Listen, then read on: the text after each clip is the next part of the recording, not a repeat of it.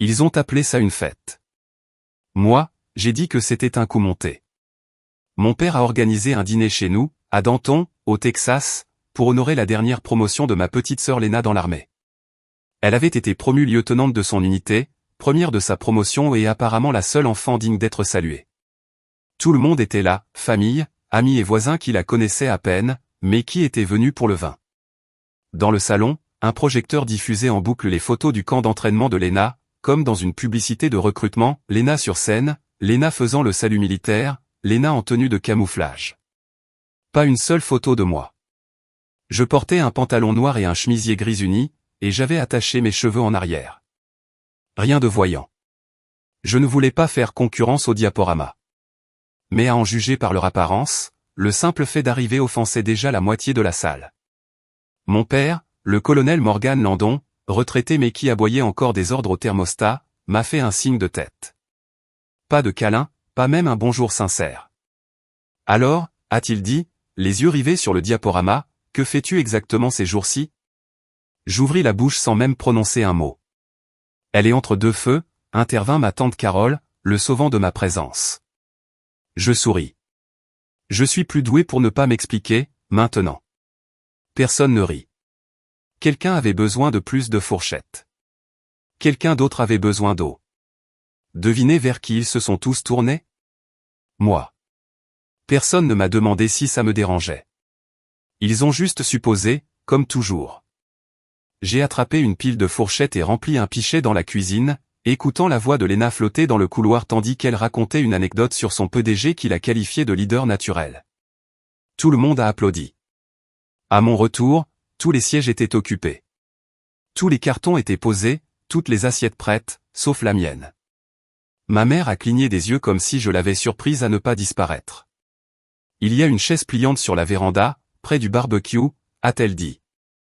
Alors je suis parti. L'air était lourd et humide. La bonbonne de propane près du barbecue sifflait doucement. J'étais assis seul dehors, regardant par la fenêtre pendant qu'ils trinquaient à Léna pour être tout ce que je n'étais pas. Le truc qu'ils ne disent pas tout haut, ils préféraient mon départ. Je n'ai pas abandonné l'institut militaire de Nordville par incapacité. J'ai quitté l'école parce que j'ai passé un appel lors d'une opération de formation qui a sauvé 3 cadets, mais qui a terni l'image de mon commandant. Il a réécrit le rapport, mon père l'a soutenu, a déclaré que je manquais de discipline et m'a conseillé de signer un formulaire de retrait et de réfléchir à mon avenir. Je l'ai fait pendant 7 ans. Vous voulez savoir ce qui s'est passé ensuite? Laissez un commentaire ci-dessous. Et si cette histoire vous semble déjà personnelle, abonnez-vous. Vous aurez hâte de voir jusqu'où elle ira. Je n'avais pas remis les pieds dans cette maison depuis mon départ. Ni pour les anniversaires, ni pour les vacances, ni pour les précédentes promotions de Léna. Et pourtant, j'étais là, assis sur une chaise en métal à côté d'un grill rouillé, à regarder ma famille trinquer à une version du succès qui n'avait rien à voir avec moi. Ils pensaient que je travaillais dans le commerce, ou peut-être comme barman, ou peut-être encore en quête de moi-même. Le plus drôle, c'est que je m'étais retrouvé. Ils ne comprenaient absolument rien à ce lieu. Mon téléphone vibra dans ma veste, pas un SMS, pas un appel, juste une vibration silencieuse provenant d'un dispositif cousu dans la doublure. Un dispositif que personne dans cette maison n'aurait jamais pensé à vérifier. L'écran s'alluma 2 secondes, demande d'observateur. Base de Fort Calhoun. Habilitation passive. J'ai remis mon téléphone, me suis servi un verre d'eau et suis resté assis, les jambes croisées, attendant la fin du toast. Le verre dans ma main s'est réchauffé, mais je n'ai toujours pas bougé. Je suis resté sur le porche jusqu'à ce que la plupart des voitures aient quitté l'allée et que le diaporama à l'intérieur ait commencé à tourner en boucle pour la 3e fois. Les applaudissements s'étaient estompés. Les compliments avaient laissé place à des ragots. Personne n'a remarqué que je me suis glissé par la porte latérale et que je suis parti. Pas de musique dans la voiture, juste ce silence qui est plus fort que tout. À la maison, j'ai enlevé mes chaussures et me suis assis par terre. Je n'ai pas allumé la lumière. Aucune raison. L'appartement était propre, presque stérile. Mur blanc, pas de photos, rien de fragile. Dans la salle de bain, je me suis aperçu dans le miroir. Mes cheveux étaient trop serrés, ma chemise froissée par la chaise, mon visage était indéchiffrable, ni fatigué, ni en colère, juste là. Il y a 7 ans, Je me tenais devant un miroir pareil, la même colonne vertébrale raide, le même regard hébété. C'était ma dernière nuit à l'Institut militaire de Northville. J'avais emballé tout ce que j'avais dans un sac de voyage fourni par le gouvernement. Personne n'est venu me dire au revoir, pas même mon père. À ce moment-là, je n'ai pas pleuré. Je n'ai pas crié. Je n'ai même pas fait mes bagages lentement. J'ai plié mes uniformes comme on me l'avait appris, j'ai rangé mes guides de terrain par ordre alphabétique et j'ai enlevé mes chaussures avant de sortir une dernière fois dans le couloir. Le formulaire de rétractation qu'ils m'ont fait signer comportait un espace vide là où aurait dû figurer le motif. J'ai demandé si je pouvais écrire « pression familiale » ou « représailles ordonnées ». L'administratrice a secoué la tête et m'a dit « c'est plus simple si vous cochez simplement « raison personnelle ». C'est ce que j'ai fait. Et c'est ce qu'ils ont dit aux gens, Riz Landon est parti pour raison personnelle. Il n'a pas supporté le travail acharné. Il n'a pas pu suivre les ordres. Il n'a pas été à la hauteur. Ils n'ont jamais parlé de l'opération de nuit. Ils n'ont jamais parlé de l'exercice où j'ai désobéi à un ordre direct parce que j'avais vu 3 cadets s'apprêter à entrer dans une zone de tir réel. Je l'ai annoncé. Je les ai rappelés. Personne n'est mort, mais le plan de mon commandant a été révélé comme bâclé. Il m'a signalé comme un subordonné.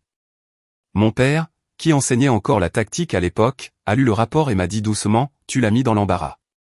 Tu m'as mis dans l'embarras. » Puis il a dit ce qui est resté gravé dans ma mémoire, « Tu n'es peut-être pas fait pour le commandement. » C'est à ce moment-là que j'ai compris qu'on m'avait lâché. Je n'ai pas lutté.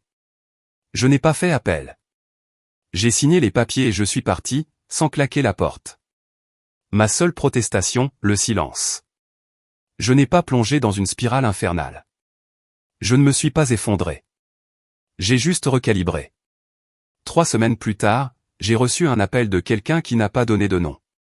Juste un lieu, une heure et un message, apportez vos documents. Laissez tout le reste. Je me suis présenté à une adresse à Arlington. On aurait dit un cabinet comptable, moquette beige, machine à café en panne depuis 2006. À l'intérieur se trouvait une femme en civil qui parlait comme un sergent instructeur et souriait comme un agent de recouvrement. Elle m'a tendu un document de confidentialité et m'a dit que je ne serais pas officiellement employé, mais que je serais payé. Je ne serais répertorié dans aucune base de données fédérale, mais je recevrais une autorisation. Je ne pourrais pas contacter mes anciens camarades de classe, ma famille ou mes collègues au pas pendant un an, peut-être jamais. On l'appelait la division Orion, une initiative de sécurité civile interconnectée entre les services de renseignement. Elle gérait les zones grises, les fuites, les menaces récurrentes, tout ce qui était trop subtil ou trop sensible pour les canaux militaires habituels. J'ai signé non pas parce que j'avais quelque chose à prouver, mais parce que je n'avais nulle part où m'intégrer. J'ai changé de téléphone, d'adresse, changé ma façon de me déplacer. J'ai appris à rester immobile, à analyser un briefing tout en lassant mes chaussures. Je n'ai pas couru après la rédemption. Je suis simplement devenu utile discrètement, efficacement, sans applaudissements. Et après ça, je n'ai plus vu l'échec à chaque fois que je me regardais dans le miroir.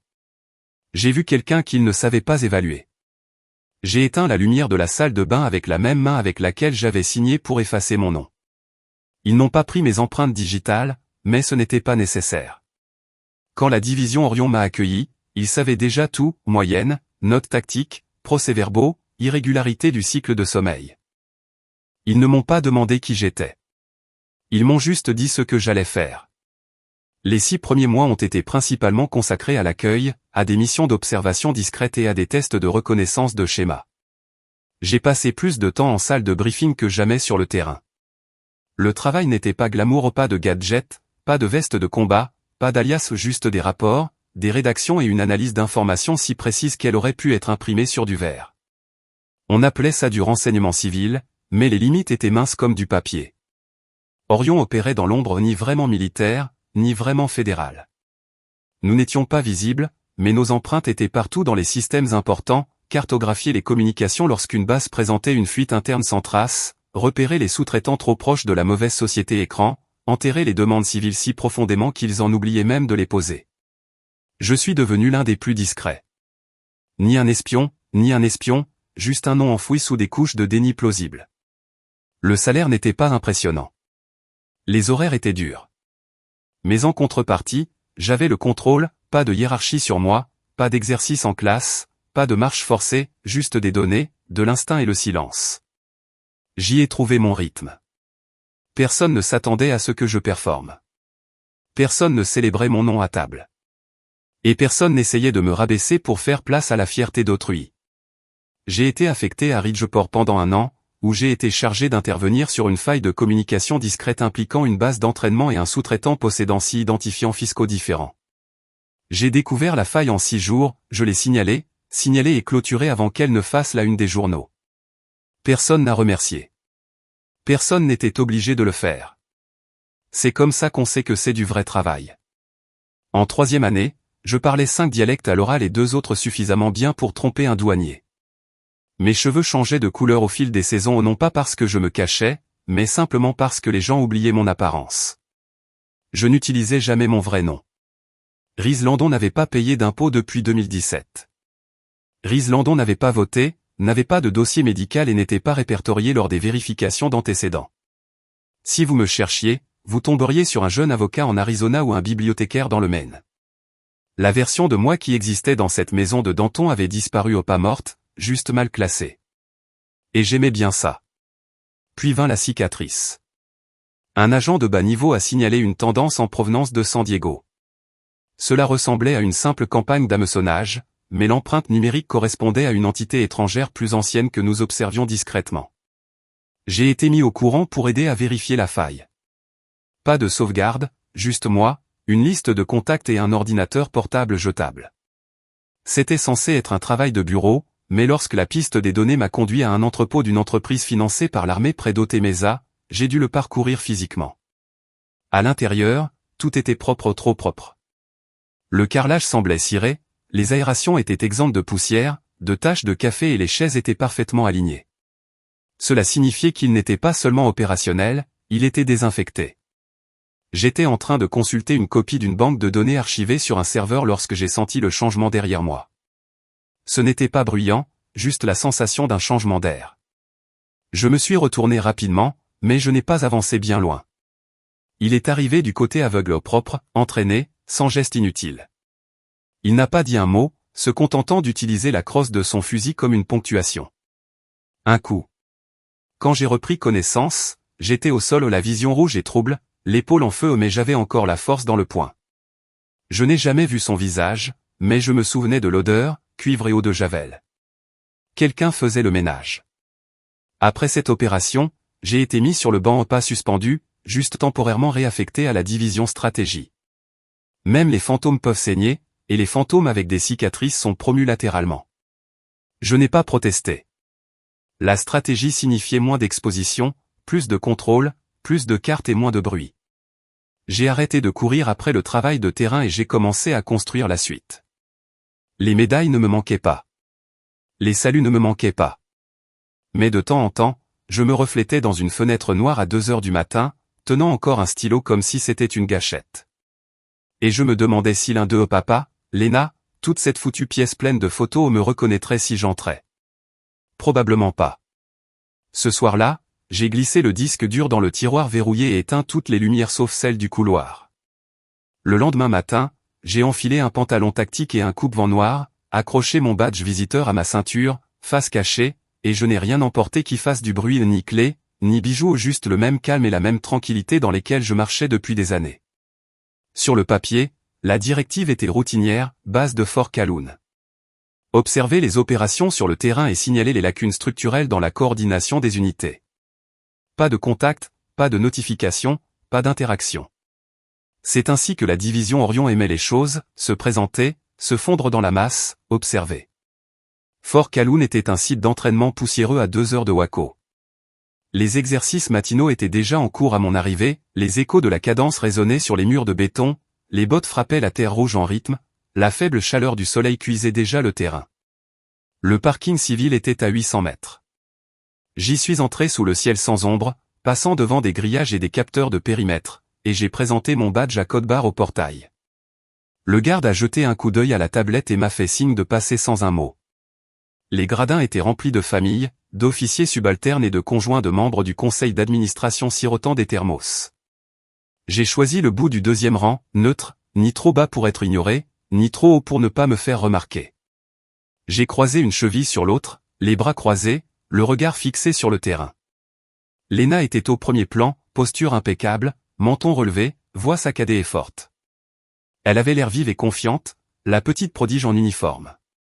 Elle ne me voyait pas, ou alors elle me voyait et faisait semblant de ne pas me voir. Les deux options étaient logiques. L'unité effectuait un exercice de mouvement avant contact, basique, bruyant, et surtout pour le spectacle. Rien qu'Orion ne pouvait remarquer, mais c'était suffisamment brouillon pour qu'il puisse griffonner quelques notes. Je l'ai regardé corriger la posture d'un cadet et repositionner la prise d'un autre. Elle était douée au pas parfaite, mais douée. Puis l'air changea à nouveau. Le sergent Holstrom retournait autour de la formation. Plus âgé et plus musclé, il marchait toujours comme si ses bottes étaient en pierre. Son regard parcourut méthodiquement le terrain, puis s'arrêta brusquement sur moi. Il ne scia pas, resta immobile un instant, 2, 3 puis changea de cap, droit vers les gradins. Les murmures commencèrent avant même qu'il ait atteint la moitié du chemin. Les cadets tournèrent la tête. Les instructeurs marquèrent une pause au milieu de leur commandement, une onde dans une unité par ailleurs verrouillée. Il me rejoignit et s'arrêta à 1,50 m, se mettant au garde à vous. « Général Landon, dit-il, madame, je n'étais pas au courant que vous alliez observer aujourd'hui. » On entendait quelqu'un laisser tomber sa bouteille d'eau 2 rangées plus loin. Je levai les yeux, calme et détaché. « Rassurez-vous, sergent. Je suis en repos. Continuez, et gardez le secret. »« Oui, madame. » Il n'avait pas l'air confus, il s'était juste reconcentré et avait fait demi-tour comme si de rien n'était. Léna laissa tomber son fusil d'entraînement, il claqua sur le béton, son visage devenant impassible. Elle ne me regarda pas, mais tous les autres le firent. C'est comme ça que ça marche dans ce genre d'endroit, le rang fait du bruit même quand on chuchote. 10 minutes plus tard, je me suis levé sans me presser, sans me retourner. J'ai fait le tour de la piste, dépassé le parcours d'obstacles, puis la caserne. L'air derrière moi est devenu électrique lorsque j'ai franchi la porte sud. Je sentais déjà le poids se déplacer non pas au sol, mais dans la pièce où je n'étais pas. J'ai pris le long chemin du retour, fenêtre baissée, laissant le silence s'installer. Le rapport que je devais rédiger n'a jamais été remis. J'ai ouvert le dossier, examiné les notes de terrain vierges, puis je les refermai. Rien dans l'exercice ne valait la peine d'être noté au sens officiel du terme. Mais officieusement, la base allait chuchoter pendant des semaines. Holstrom ne saluait pas n'importe qui, et il ne s'était certainement pas trompé de grade. Je n'ai pas consulté les réseaux sociaux, je savais faire autrement, mais j'ai surveillé les tableaux de relais internes de Fort Calhoun. En 6 heures, le serveur de communication a signalé une augmentation de 300% des pings sur les canaux arrière. Des conversations non sécurisées entre cadets. Les recherches pour « Landon, observateur civil », général, et « Madame » ont atteint un pic à midi. 2 officiers subalternes ont posé des questions dans le sous-forum de formation. Qui était-elle? Pourquoi le sergent Ray a-t-il enfreint le protocole? Personne n'avait de réponse. Tant mieux, cela signifiait que les rumeurs n'étaient que de la fumée. Mais la fumée se propage. Lorsque j'ai vérifié les journaux de la porte de la base, Léna avait déjà soumis une demande pour voir l'accès des visiteurs pour les 48 heures précédentes, ce qui signifiait qu'elle savait que c'était moi. Où étais-je prêt à le confirmer? Sa demande a été refusée. L'autorisation d'Orion l'a signalée avant même qu'elle n'atteigne la réception. Cette nuit-là, je n'ai pas dormi, non pas par inquiétude, mais parce que c'était la première fois depuis longtemps que je ne savais pas ce que Léna allait faire. On ne s'était pas parlé depuis des années, on s'était envoyé un texto, peut-être 2 pour prendre de tes nouvelles pendant les vacances, j'espère que tu vas bien, et une fois, elle m'avait envoyé une carte après l'opération de maman. Elle était vide à l'intérieur. On n'était pas proches, pas comme des sœurs sont censées l'être. Pourtant, je savais comment elle bougeait, sa posture, ses signes, le mouvement de sa mâchoire lorsqu'elle s'apprête à riposter. Elle avait ce regard sur le terrain, la mâchoire serrée mais les yeux qui vacillent. C'est là qu'elle commence à poser des questions. Et si Léna commence à poser des questions, elle ne s'arrête pas. Orion m'a envoyé un avis d'une seule ligne le lendemain, maintenez le mode passif. Surveillez le vecteur d'exposition potentiel. C'était le code bureaucratique, ne faites pas de scène, mais gardez vos bottes. J'ai gardé les miennes. Fort Calhoun n'a pas été confiné, mais la situation a changé. Le programme a changé. Un instructeur a été réaffecté et 2 recrues ont été transférées dans une autre unité. Rien de dramatique, juste assez pour suggérer que quelqu'un à l'étage voulait que le bruit se calme. J'ai attendu, mangé des restes froids, nettoyé mon arme sans raison, couru dans le noir, lu un rapport vieux de 6 mois sur les fuites de données anormales dans les marchés publics de la défense et je n'arrivais toujours pas à me débarrasser de ce sentiment que quelque chose s'était produit sous la surface. Pas avec la base, mais avec elle. La dernière fois que Lena m'a regardé comme ça, elle avait 10 ans et moi 12, et je venais de frapper un gamin du voisinage parce qu'il l'avait traité d'erreur. Elle ne m'a pas adressé la parole pendant 3 jours. Quand elle a fini par me le dire, elle m'a dit, « Tu n'étais pas obligé de faire ça. » J'aurais pu m'en occuper. Je me demandais si elle pensait la même chose, si elle pensait que je lui avais volé son moment, ou pire, si elle se demandait ce qui lui avait été volé d'autre. Pas des médailles, pas un grade, mais la vérité. J'ai éteint mon ordinateur et sorti le vieux classeur du tiroir du bas. Il ressemblait à un manuel d'opération de terrain standard, couverture bleu terne, bords effilochés, pages effacées. À l'intérieur, la moitié des pages étaient vierges. L'autre moitié contenait des modèles de briefing imprimés Orion, dissimulés dans ce qui ressemblait à du matériel de leadership de base. Ce classeur traînait dans l'appartement de Lena depuis presque 1 an. Je le lui avais offert lors d'une visite surprise, à la fin de sa formation d'officier, et je lui avais dit que cela pourrait l'aider à peaufiner ses méthodes de coaching. Elle l'avait à peine ouvert. J'étais sûr qu'elle l'avait fait. Le fil de déclenchement était intégré à l'insert en acier brossé spigna cousu sous la poche arrière. Il ressemblait à une plaque de poids, mais était en réalité une plaquette de données de la taille d'une carte à jouer, reliée à froid à un nœud à accès nul du réseau interne d'Orion. Le déclencheur n'ouvrait pas le fichier, il le connectait à un appareil non autorisé. À 4h16, une tablette non étiquetée a envoyé un signal sonore sur la plaquette d'acier. Le nœud s'est allumé pendant 7 secondes, puis s'est éteint. Je n'avais pas besoin de redatage. L'alerte m'est parvenue directement, sans fanfare, sans deuxième couche. Juste un simple clignotement sur mon appareil sécurisé et un frisson dans le dos. Cette clé USB ne contenait que 2 correspondances physiques. L'une était dans mon tiroir verrouillé.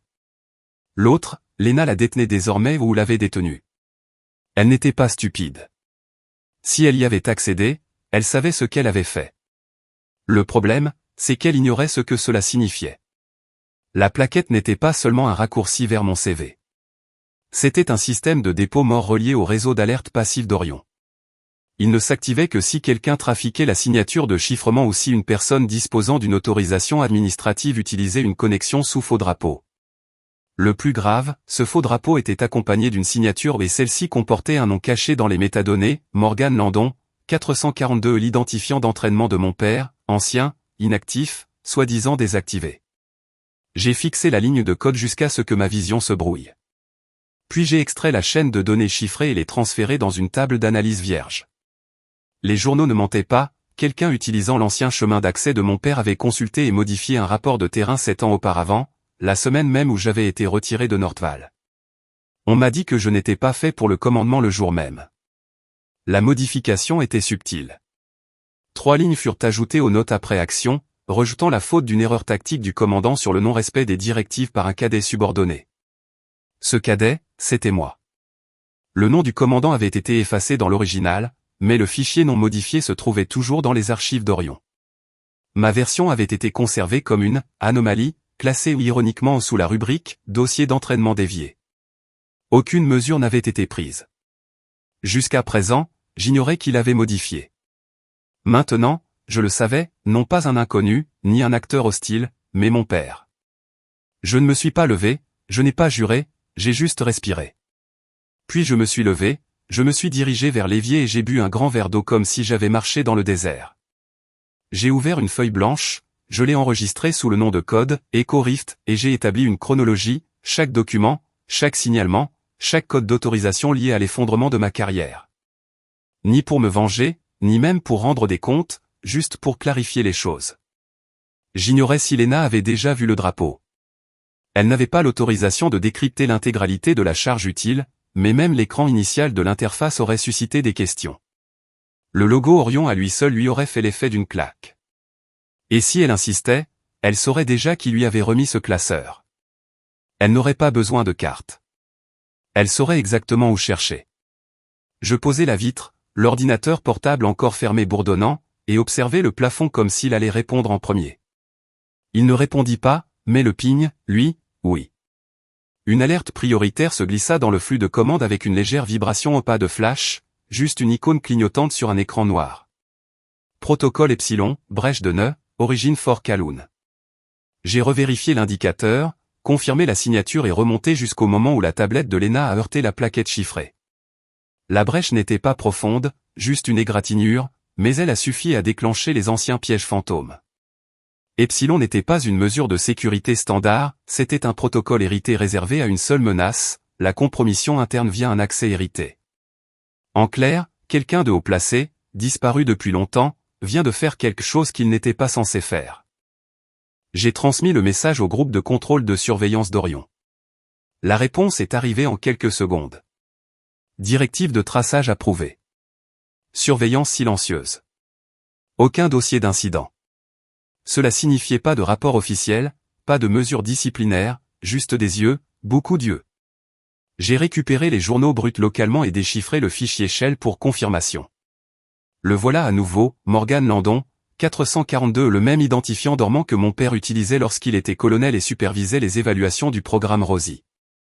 Il n'y avait que deux façons d'activer ce code. Premièrement, il serait autorisé via un canal de communication peu probable, car Orion aurait signalé la tentative. Deuxièmement, l'identifiant avait été mis en cache dans une sous-routine intégrée et déclenché automatiquement par une requête externe. Cela signifiait que l'appareil de Lena avait, sans le savoir, déclenché l'équivalent d'un fil piège relié à une boîte anonyme scellée dans du béton. Je me suis adossé et j'ai observé le désordre qui se déroulait à l'écran. Ça n'aurait pas été si mal si Lena avait examiné attentivement le fichier. Le pire, c'est que l'alerte ne provenait pas de son système, mais d'une adresse relais dormante, GhostNodia, enfouie dans un dossier réseau d'archives intitulé admin-basim-legacy-bawardan, un dossier que personne n'avait touché depuis plus de 6 ans. C'était la signature de Curtis Vaughan. Curtis Vaughan était l'architecte logiciel civil qui a aidé Orion à développer des protocoles de simulation et des outils de nettoyage de données pour les premiers programmes de formation. C'était un homme brillant, mais aussi téméraire. Il pensait que la sécurité devait être proactive et non réactive, ce qui l'a conduit à installer des routines de surveillance dans des systèmes qu'il ne pouvait pas modifier. Il a été viré discrètement. Ce n'est pas un licenciement, juste une réattribution d'habilitation. Nous ne l'avons même pas bloqué. Nous avons simplement enfoui son nom dans un dossier, à ne pas renouveler. On dirait qu'il a enterré quelque chose. Le nœud fantôme était le sien, et il était resté inactif pendant des années jusqu'à ce que Lena accède à cette tranche. À l'instant même où elle l'a déclenché, le nœud s'est allumé et a transmis les métadonnées à un serveur shell externe, à un coffre-fort privé, externe. Cela signifiait que quelqu'un extérieur au système savait que Lena avait touché quelque chose qu'elle n'était pas censée toucher, et pire, que quelqu'un disposait encore des autorisations nécessaires pour le suivre. J'ai de nouveau consulté les journaux d'audit. Sous le dernier ping system se trouvait une ligne de code expurgée, echo, rift, proxy, trace, map-flag, random. Ce n'était pas seulement une brèche. C'était une commande de ciblage. L'accès de Lena, accidentel ou non, avait attiré l'attention de quelqu'un qui attendait ce moment depuis des années. J'ai effacé la commande, fermé le relais et brûlé l'instance temporaire. J'ai ensuite ouvert une ligne directe avec le QG de coordination d'Orion. Il était 2h43, mais la suite ne dormait jamais. Je suis entré, ma carte d'identité cachée, et j'ai été assis en face du Major Evelyn Shaw. En quelques minutes, nous avons localisé le signal, dit-elle sans cligner des yeux. Il a déclenché un verrouillage de proximité sur des informations classifiées liées à un obus d'opération secrète. Des identifiants hérités ont été utilisés. De ton côté, ce n'était pas moi, dis-je. C'est ce qui m'inquiète. Elle me tendit un ordre de traçage. Accès total 48 heures. Signal silencieux. Interdiction de communication. J'ai hoché la tête, j'ai reconnu. De retour dans mes quartiers, j'ai déchiffré manuellement les étiquettes de sortie de la plaquette. Elles étaient négligées, pas étrangères, mais familières. La signature n'était pas correctement masquée. J'ai reconnu le formatage, le style de Van. Il l'avait laissé là exprès. La vraie question n'était donc pas de savoir qui avait accédé aux données, mais qui Van attendait. Et la réponse se trouvait sur un terrain d'entraînement à Fort Kaloun, portant mon nom de famille. J'ai fermé le terminal, verrouillé la pièce et appelé un moyen de transport sous un nom que personne n'avait utilisé depuis 5 ans. Le chauffeur n'a posé aucune question. Il n'en a jamais posé. Assis à l'arrière, sans bavardage ni regard, je regardais Fort Kowloon rétrécir dans le rétroviseur jusqu'à disparaître derrière le maquis. Arrivé au parking des civils, Lena m'attendait déjà, coupe-vent noir, bottes lacées, bras croisés. On ne l'avait pas prévenue de ma venue. Elle le savait, c'est tout. Elle ne m'a pas salué. Elle n'a pas bougé. Elle m'a juste regardé comme si j'étais quelqu'un dont elle ignorait l'existence. J'ai besoin de savoir ce qui se passe, dit-elle catégoriquement. Je me suis approché. Pas ici. Nous avons longé le terrain jusqu'à un hangar de maintenance que personne n'utilisait. Je l'ai déverrouillé avec un badge d'accès universel. À l'intérieur, ça sentait l'huile moteur et la poussière. Elle m'a suivi à l'intérieur et a fermé la porte. Tu m'as donné ce classeur, a-t-elle dit. Tu savais que je l'ouvrirais. J'espérais que tu le ferais, ai-je dit. Tu as planté quelque chose. Elle m'a regardé fixement. Et qu'est-ce qu'il y avait de l'autre côté? J'ouvris mon écran de terrain et saisis le code d'accès. L'écran s'alluma, affichant un fragment du journal des pièges. Je l'inclinai vers elle. Elle lut les informations d'identification en surbrillance. Morgan Landon 442. Qu'est-ce que c'est? L'ancienne clé d'autorisation de papa, ai-je dit. Je l'ai utilisée pour modifier un rapport de terrain il y a 7 ans. Elle fit un pas en arrière. Ce n'est pas possible. C'est. Il ne le ferait pas. Il l'a fait. Silence. Puis un murmure, comme si elle ne l'avait pas voulu, pourquoi? Parce qu'une opération d'entraînement a mal tourné. Un cadet a désobéi au protocole pour extraire 3 autres d'une zone de combat. Le commandant avait l'air négligent. Le rapport a été réécrit pour accuser le cadet. Papa l'a approuvé. Sa voix baissa. Tu étais le cadet. J'ai hoché la tête. Elle m'a tourné le dos, les 2 mains sur les hanches, la tête baissée. Il disait toujours que tu abandonnais, que tu craquais. Il avait besoin que j'aie l'air faible pour que sa version soit cohérente. Ses jointures sont devenues blanches. Tu as gardé ça pour toi pendant si longtemps? À quoi ça aurait servi? Ai-je haussé les épaules. Ils allaient le penser de toute façon. J'ai juste arrêté de les corriger. Lena s'appuya contre le mur. Son souffle s'était arrêté. Je croyais que tu t'en fichais, dit-elle doucement. Je croyais que tu t'en allais comme ça. J'ai effectivement abandonné, mais pas parce que je ne pouvais pas le supporter. Elle m'a regardé, et cette fois, le calcul avait disparu. Juste de la douleur. Pendant toutes ces années, il t'a utilisé comme un avertissement, ne fais pas de bêtises. J'ai haussé les épaules. Au moins, j'ai servi à quelque chose. Elle ne rit pas. Ne broncha pas. Elle fixa simplement ses bottes. Je voulais être comme lui, dit-elle. C'était mon projet depuis toujours. Je sais. Et maintenant, c'est à toi de jouer. Elle secoua la tête, comme si elle essayait de déloger quelque chose qui avait pris racine. Puis elle se redressa, le visage calme, la voix assurée. Que faisons-nous ensuite? C'était la première fois qu'elle disait « nous ». Je lui tendis l'ardoise, la lâchai et vis ses doigts se serrer autour, comme si elle pesait plus lourd qu'elle ne le devrait. Elle ne me regarda pas. Elle fixa simplement l'écran, la ligne de signature sous le rapport de terrain modifié, le code temporel et l'identifiant gravé dans le journal. Aucun commentaire, juste la respiration mécanique et silencieuse de quelqu'un calculant quelle partie de son passé comptait désormais comme fiction. C'est réel, dis-je. Elle hocha la tête une fois, à peine. Je sais. Nous étions dans ce hangar de maintenance pendant que la base se déplaçait à l'extérieur comme une horloge que quelqu'un d'autre aurait remontée. C'est pour ça qu'il t'a poussé dehors, dit-elle. Non pas parce que tu as craqué, mais parce que tu l'as fait passer pour un mauvais garçon. Pire, dis-je. J'ai fait passer quelqu'un de son supérieur pour un pire. Il a juste fait le ménage. Ses lèvres se pincèrent. Il a dit que tu n'étais pas fait pour diriger. Peut-être qu'il avait raison, ai-je dit. J'ai juste mené une action qu'il n'avait pas le droit de voir. Main. Elle leva les yeux. Orion? Je n'ai pas répondu. Elle n'avait pas besoin de moi.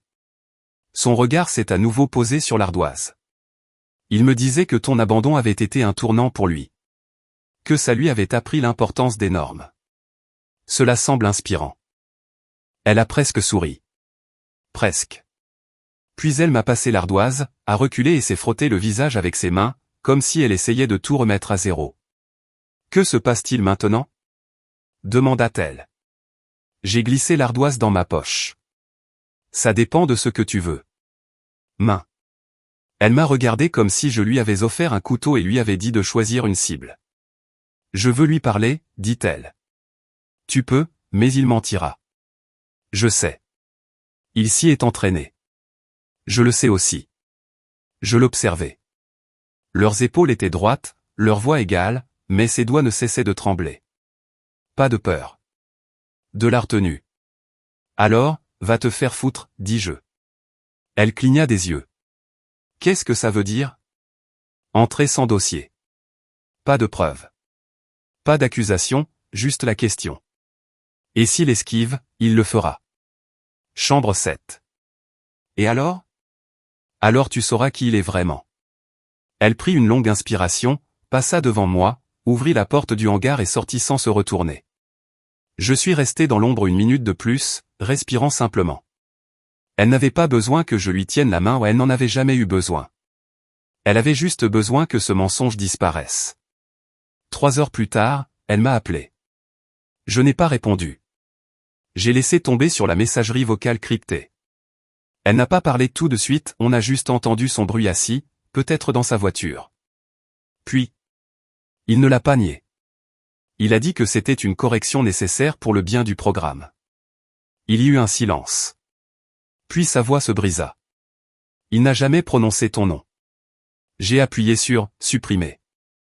Non pas parce que je ne voulais plus l'entendre, mais parce que je l'avais déjà entendu. Lena s'est présentée à ma porte ce soir-là.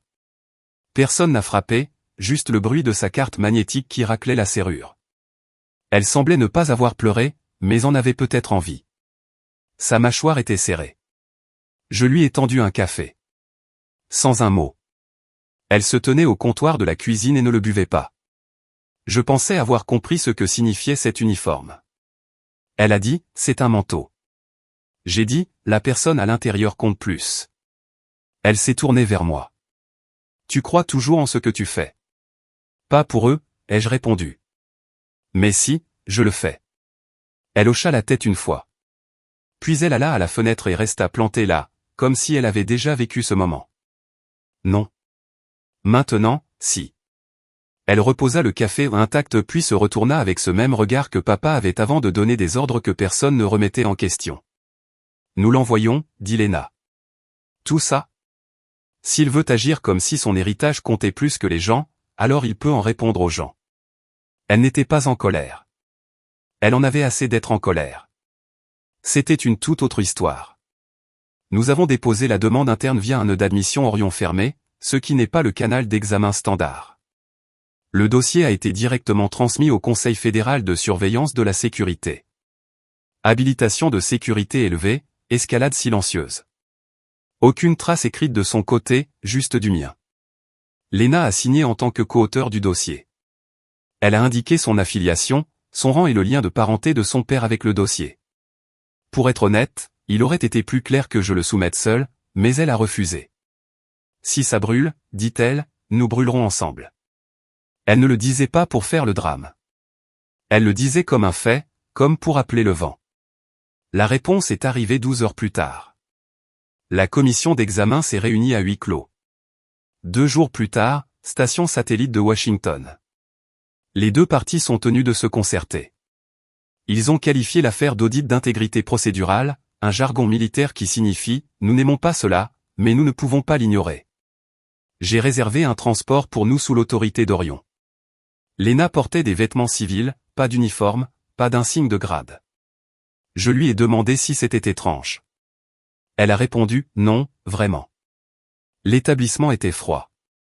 Lumière vive, chaises en métal, des pièces conçues par des gens qui se moquent de votre confort respiratoire. 3 agents du FSRC étaient assis derrière le bureau, 2 hommes et une femme. Aucun nom n'était mentionné, juste leur niveau d'habilitation.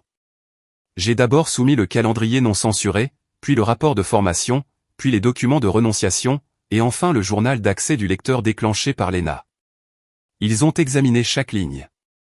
Aucune interruption. Lorsque l'officier le plus âgé a finalement levé les yeux, il a dit, « La signature du général Landon sur cette modification, comment avez-vous confirmé son authenticité ?» J'ai répondu, « Trace des identifiants de la chaîne numérique. » L'horodatage correspond aux journaux du serveur. Nous disposons également du rapport de terrain original pour comparaison. Ils ne se disputèrent pas. Ils n'acquiescèrent pas non plus. Puis ils se tournèrent vers Léna. « Tu es sa fille » dit l'une d'elles. Elle ne sourcilla pas. « Oui monsieur. Tu comprends ce que cela pourrait coûter à ton père ? Je comprends ce que cela a déjà coûté à ma sœur. » Il fixa la pièce une seconde de plus, puis passa à autre chose. La pièce ne se réchauffa pas. Elle se pressa simplement. C'est comme ça que ça marche, ce n'est jamais bruyant. C'est étouffant. À la fin de la séance, aucune décision n'avait été prise, juste une directive, un audit interne complet sera réalisé dans les 72 heures. Il est conseillé aux parties concernées de rester discrètes et hors sujet. Quand nous sommes partis, Léna est restée silencieuse pendant un pâté de maison. Puis elle a demandé, « S'il vous libère, qu'est-ce que ça change ?» Probablement rien. Tu le referais encore ? J'ai regardé droit devant moi. Tu ne le ferais pas ? Elle ne répondit pas. Mais je le voyais dans ses yeux, elle l'avait déjà fait. Elle baissa la vitre pendant que nous roulions, laissant le vent lui fouetter le visage comme si elle avait besoin d'une preuve que le monde était encore réel. Le lendemain matin, on nous a rappelé. Même endroit, même salle, mais cette fois, pas de bureau d'accueil, pas de hochement de tête discret. Il y avait un tribunal, 5 membres désormais, tous en pleine possession de leurs moyens. 2 arboraient des insignes Orion, les autres portaient le poids de la surveillance fédérale. Le colonel Morgan Landon entra par la porte du fond, comme s'il était toujours le maître des lieux. Col repassé, rasé de près, sans hésitation. Il fit un signe de tête à Léna sans me regarder et s'assit à la table centrale, face au panel. Un membre du conseil s'éclaircit la gorge. « Colonel, vous êtes ici pour répondre aux preuves présentées dans une affaire d'intégrité procédurale. Vos journaux d'accès antérieurs et votre signature d'identification ont été utilisés pour modifier un rapport de formation datant d'il y a 7 ans. Reconnaissez-vous que cette signature vous appartient ? » Il jeta un coup d'œil à l'écran et prit une seconde. « Oui, dit-il sans nier, sans surprise. » L'homme a continué, « Vous a-t-on ordonné d'effectuer cette modification ? » « Non, monsieur, répondit-il calmement. C'était mon jugement personnel. À l'époque, je pensais que ce changement reflétait mieux les valeurs que nous cherchions à préserver au sein de l'institution. » La femme du jury haussa un sourcil. « Par valeur, vous entendez déformer les actions d'un cadet dans un rapport officiel ? Je veux dire corriger un récit qui aurait sapé la confiance dans la structure de commandement. » C'est alors que Léna changea de position. Elle se leva sans qu'on lui demande et s'adressa à la table. Ma sœur était cette cadette. Je ne l'ai su qu'il y a 4 jours. Mon père a permis que ce mensonge soit institutionnalisé pour préserver son image. J'ai lu les 2 versions du rapport. J'ai lu les journaux signalés. Il n'y a aucun doute sur ce qui s'est passé, et aucun doute sur ce qu'il a fait. Papa ne l'interrompit pas. Il la regarda simplement, sans expression, sans émotion, comme si elle faisait partie d'une météo. Un membre du panel a demandé, « Colonel, avez-vous une objection à rétablir le rapport de terrain original et à supprimer l'entrée modifiée de toutes les bases de données de formation ?» Il se pencha légèrement en arrière. Aucun. Comme ça, sans excuse, sans résistance. J'ai parlé une fois. Juste une fois. Elle n'a pas ruiné ta réputation. C'est toi qui l'as ruinée. Il n'a pas répondu. Le jury a demandé une suspension de séance. À leur retour 15 minutes plus tard, le président principal a lu le résultat. À compter d'aujourd'hui, le colonel Morgan Landon sera relevé de toutes ses fonctions de conseil et mis à la retraite sans distinction. Le dossier de l'officier Landon sera modifié pour refléter son service militaire initial, toutes les annotations ayant été effacées. Ce dossier ne sera pas rendu public. Aucune autre mesure ne sera prise. C'était tout. Pas de médaille, pas de gros titres, juste des faits étalés sur le papier. Léna ne le regarda plus. Je n'en avais pas besoin. Dehors, le soleil était déjà couché derrière la barrière de sécurité, baignant le terrain d'un gris pâle gouvernemental. Elle marchait à mes côtés, comme si la gravité était différente. Il croit vraiment avoir fait ce qu'il fallait, a-t-elle déclaré. Oui, ai-je dit. C'est ce qui le rend dangereux. Nous ne nous sommes pas serrés dans les bras. Nous n'avons pas pleuré. Nous sommes restés là, dans le silence des choses qui avaient enfin un sens. Elle leva la main, détacha son insigne de grade et le glissa dans sa poche comme s'il avait commencé à brûler le tissu. Nous ne parlâmes pas. Le bâtiment se dressait derrière nous, mais aucun de nous ne regarda en arrière. Je l'ai accompagnée jusqu'au bord du parking, au-delà des navettes de transport et du portail d'entrée. Elle se déplaçait comme si son corps cherchait encore ce qu'il fallait porter et laisser tomber. J'ai demandé à être réaffectée, dit-elle finalement. Logistique hors base. Je n'ai pas répondu. Ils n'ont pas lutté, a-t-elle ajouté. Ils n'ont même pas demandé pourquoi. J'ai hoché la tête. Ils le savaient déjà. Nous avons croisé une escouade de cadets qui faisaient la queue pour des exercices de rotation. Léna ne les regardait pas, non pas parce qu'elle s'en fichait, mais parce qu'elle ne pouvait pas. Pas encore. Pas sans se tordre. Elle s'arrêta près du banc de pierre près du mur commémoratif. Elle s'assit, les paumes à plat sur les cuisses. Il ne broncha même pas. Quand ils ont lu les résultats, c'était comme regarder une statue être doucement déplacée, ai-je dit, l'immobilité confondue avec la force. Elle baissa les yeux sur ses bottes. Je me suis entraîné pour être comme lui. À chaque étape, à chaque promotion, je pensais viser quelque chose d'honorable. Tu l'étais, ai-je dit. Tu n'as juste pas réalisé que ce n'était pas lui. Elle laissa les choses se calmer, puis se releva. Est-ce que ça me rend faible de me sentir encore fidèle à certaines parties de lui? Non, ai-je dit. Ça fait de toi un être humain. Elle sortit l'insigne de grade de sa poche et le fixa. Cela signifiait tout pour moi. En vérité, cela signifiait tout pour la personne que vous pensiez devoir être. Elle me l'a tendu. Je n'en veux pas maintenant. Je n'ai pas protesté, j'ai juste refermé ma main sur elle. Elle ajusta sa veste et se remit à marcher. À chaque pas, elle avançait avec plus d'assurance. Quand nous sommes arrivés au transport hors base, elle avait boutonné son col et redressé les épaules, mais elle n'avait pas remis l'épingle. Elle m'adressa un bref signe de tête, sec, et monta dans la camionnette sans attendre que je lui dise au revoir. J'ai regardé la porte se refermer, j'ai regardé la camionnette s'éloigner où je n'ai pas suivi, je n'ai pas fait signe, je suis juste resté immobile le temps que le silence s'installe. Il n'y avait plus rien à enlever. J'ai ouvert ma paume, j'ai regardé l'épingle qui reposait là, puis j'ai fermé mes doigts autour d'elle comme si je scellais quelque chose pour de bon. Le lendemain matin, le service courrier m'a livré une petite enveloppe matelassée sans nom d'expéditeur, juste mon nom de famille, écrit à la main avec les majuscules de Léna. À l'intérieur se trouvait un insigne en argent poli, ni grade, ni inscription, juste le poids discret d'un geste qui se passait d'explication. Un post-it était collé au bas de l'enveloppe, ne le portez pas, portez-le. Je l'ai posé sur la table et je suis parti. Je n'avais pas besoin de le tenir. Je n'avais pas besoin de preuves. Quelques heures plus tard, j'ai reçu un message sur une ligne sécurisée, c'était encore Léna. Elle avait déposé une demande officielle de mutation. Pas de cérémonie. Pas de publication sociale. Pas de fête d'adieu. Elle a demandé à être réaffectée à l'intégrité des systèmes militaires civils, la même division qu'elle avait elle-même créée. Pas de combat, pas de commandement, mais de supervision. Ce n'était pas des excuses. Ce n'était pas une réconciliation. C'était sa prochaine étape, franchie sans me demander si je la suivrais. Je l'ai approuvée personnellement. 2 jours plus tard, elle est apparue devant l'immeuble Orion, les cheveux attachés, la veste fermée, le même badge accroché à l'intérieur de son sac. Nous n'avons pas parlé boulot, juste pris un café en face de l'immeuble. Nous étions assis sans regarder par-dessus notre épaule, sans nous cacher, sans rien annoncer. Je ne suis pas prête à lui pardonner, dit-elle, les yeux rivés sur sa tasse.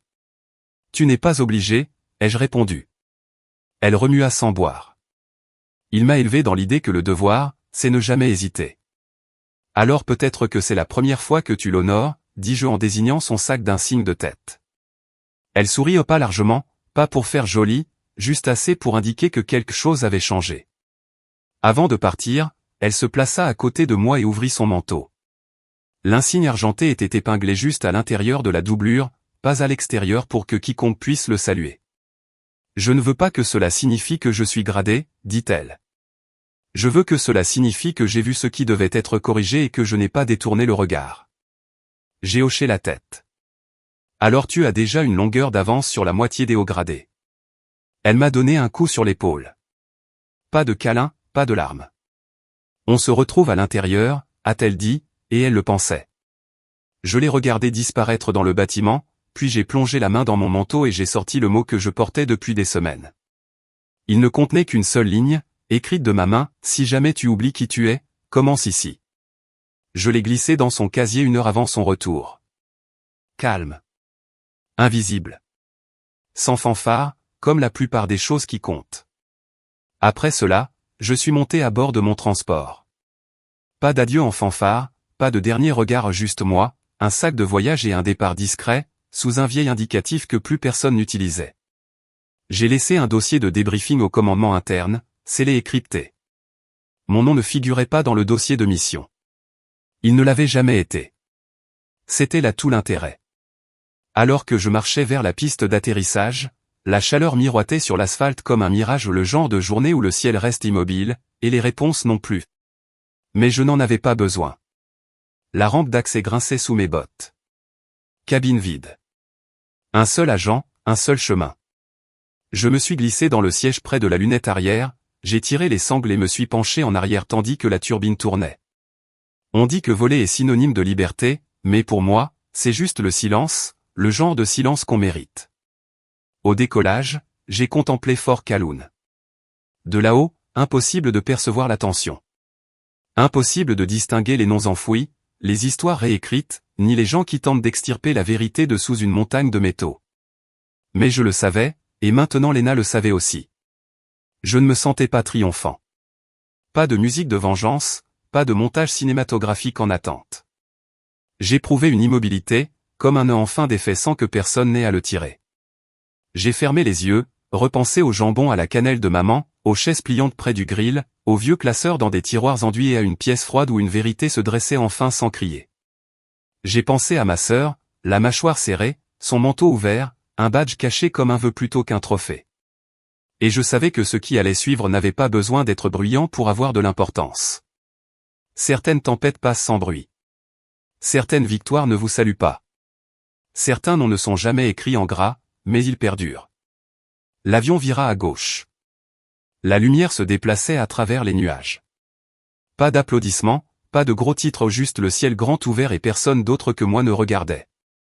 Et c'est peut-être là tout l'intérêt, ne pas être vu, ne pas être félicité, mais laisser debout quelque chose qui n'existait pas avant votre arrivée et repartir avant que quiconque n'ait pensé à vous remercier. Si vous aimez les histoires de vengeance réalistes, pleines de drames familiaux et de comptes à rendre, abonnez-vous. Nous avons d'autres histoires de vengeance familiale qui n'ont pas besoin d'explosion pour faire mal, juste la vérité qui touche là où ça fait mal.